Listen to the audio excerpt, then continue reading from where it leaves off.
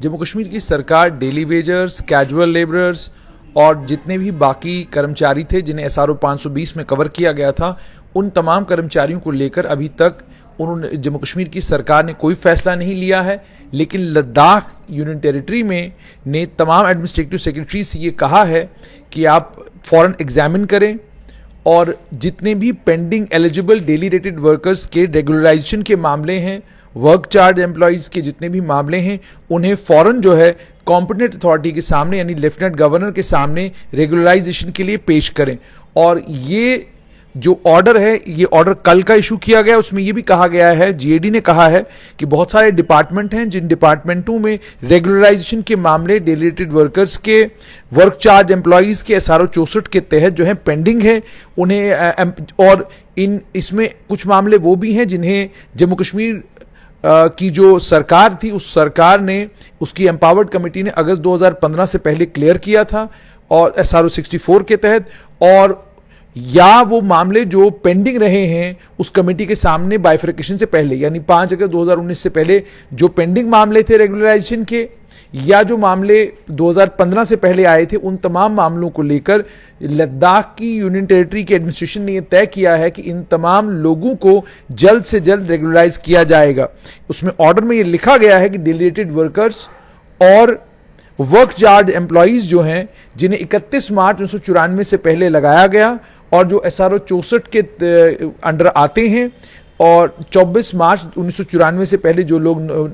Delegated workers के तौर पर काम कर रहे थे, कहा गया है कि उन तमाम केसेस को एग्जामिन करिए और अलग अलग डिपार्टमेंट्स को ये कहा गया है कि फौरन उनको आप प्रोसेस करें केस टू केस बेसिस पर, ताकि जल्द से जल्द उन्हें कॉम्पिटेंट अथॉरिटी यानी लेफ्टिनेंट गवर्नर के सामने रखकर तमाम इन डेली रेटेड वर्कर्स को और वर्क चार्ज एम्प्लॉयज को रेगुलराइज किया जाए। यानी लद्दाख ने रेगुलराइजेशन का सिलसिला शुरू कर दिया है, लेकिन जम्मू कश्मीर की सरकार अभी भी असमंजस की स्थिति में है। हालांकि SRO 520 के आने के बाद जम्मू कश्मीर की सरकार ने एम्पावर्ड कमेटी भी बनाई, उस एम्पावर्ड कमेटी ने 200 से ज्यादा लोगों को रेगुलराइज भी किया, लेकिन उसके बाद उस एम्पावर्ड कमेटी ने अपना काम करना बंद कर दिया, क्योंकि एम्पावर्ड कमेटी के सामने एक बड़ा मसला यह था कि 1 लाख से ज्यादा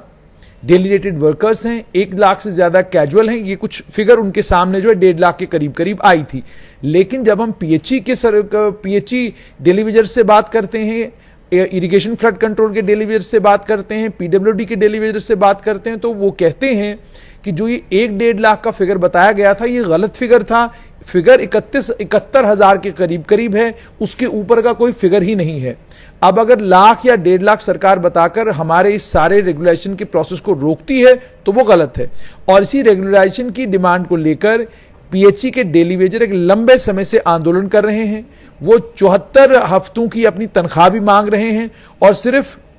PHE के नहीं बल्कि इरिगेशन फ्लड कंट्रोल और अन्य और कई विभाग हैं जिन विभागों के में काम करने वाले ये डेलीवेजर कैजुअल जो हैं लगातार अपनी मांग जो है सरकार के सामने रख रहे हैं। इन्हीं में NYCs भी हैं, नेशनल यूथ कॉर्प्स में जो लोग लगाए गए थे वो भी हैं, हॉस्पिटल डेवलपमेंट फंड में जो लोग काम कर रहे हैं वो भी हैं, लैंड डोनर्स हैं। ये सभी लोग सरकार के सामने लगातार पिछले लगभग 7 साल से गुहार लगा रहे हैं, लेकिन सरकार कोई फैसला नहीं ले रही है। जम्मू कश्मीर की सरकार जब फैसला लेना चाहती है तो आड़े आता है पैसा, कि 1 लाख कर्मचारियों को अगर हम रेगुलराइज करेंगे तो इनको तनख्वाह कहां से देंगे, इनके जो बाकी एमॉल्मेंट्स बनते हैं वो एमॉल्मेंट्स कहां से लाएंगे, क्योंकि हमारे पास पैसा इतना तो है नहीं। ऑलरेडी जम्मू कश्मीर तनख्वाहों पर 60% से ज्यादा अपना बजट जो है तनख्वाहों पर और पेंशन्स पर खर्च करता है। अब अगर इन 1 लाख लोगों को और रेगुलराइज किया गया तो लगभग 10% और बढ़ेगा। नतीजा ये निकलेगा कि 70% जम्मू कश्मीर का बजट जो है वो केवल मात्र सैलरीज के ऊपर, पेंशन्स के ऊपर जाएगा, सैलरीज, वेजेस और पेंशन्स के ऊपर जाएगा। इन्हीं कारणों से जम्मू कश्मीर की सरकार एक लंबे समय से असमंजस में पड़ी हुई है कि करें तो करें क्या। अगर इनके हक में फैसला लेते हैं तो हमारा वेज बिल बढ़ जाता है, और अगर इनके हक में फैसला नहीं लेते हैं तो इनके आंदोलन को लंबे समय तक झेलना पड़ेगा। वहीं पर राजनीतिक लोग हैं, राजनीतिक लोगों की विडंबना ये कि अगर वो इन 1 लाख लोगों को नाराज करती है तो इसका मतलब ये होगा कि लगभग 7 लाख लोगों को नाराज करना। कोई भी राजनीतिक दल 7 लाख लोगों को नाराज इस समय नहीं करना चाहेगा, जब हर राजनीतिक दल यह दावा कर रहा है कि जब भी जम्मू कश्मीर में चुनाव होंगे पूर्ण बहुमत वाली हमारी सरकार होगी। भारतीय जनता पार्टी के नेताओं ने लगातार यह बात कही है कि वो चाहते हैं कि डेली वेजर रेगुलराइज हो, और वो बार बार ये कहते हैं कि जब हम सत्ता में थे तो हमने फौरन एसआरओ 520 लाया था और डेली वेजरों को रेगुलराइज करने के लिए हम लोगों ने एक सिलसिला भी शुरू किया था, लेकिन उस एसआरओ 520 को हम कंटिन्यू नहीं कर पाए क्योंकि हमारी सरकार चली गई। इसी तरीके से अगर आप नेशनल कॉन्फ्रेंस के नेताओं से बात करें, सेम वो बात भी यही करते हैं कि हमने हमारे दौर में इन तमाम लोगों को मुलाजमत दी और हमने ये तय किया था कि हम इन्हें रेगुलराइज करेंगे, लेकिन 2014 में हम इन्हें रेगुलराइज नहीं कर पाए। कारण क्या था? कारण यह था कि कैबिनेट मीटिंग में झगड़ा हुआ, जिस झगड़े के नतीजे में 2014 में जो फैसला होना था वो नहीं हो पाया। नतीजा ये निकला कि समय आगे चलता गया और बीजेपी को मौका मिला। बीजेपी पीडीपी ने एसआरओ 520 लाया, उसमें इन तमाम लोगों को डाला, एम्पावर्ड कमेटी भी बनाई, एम्पावर्ड कमेटी ने काम करना भी शुरू किया, लेकिन उसके बाद भारतीय जनता पार्टी ने पीडीपी सरकार से समर्थन ले लिया। सत्यपाल मलिक का आपको याद होगा, फैक्स मशीन उनकी चली नहीं, उन्हें फैक्स वक्त पर मिला नहीं। नतीजा ये निकला जम्मू कश्मीर में कोई सरकार नहीं बनी और डेली वेजरों का मसला वैसे का वैसा पेंडिंग रहा।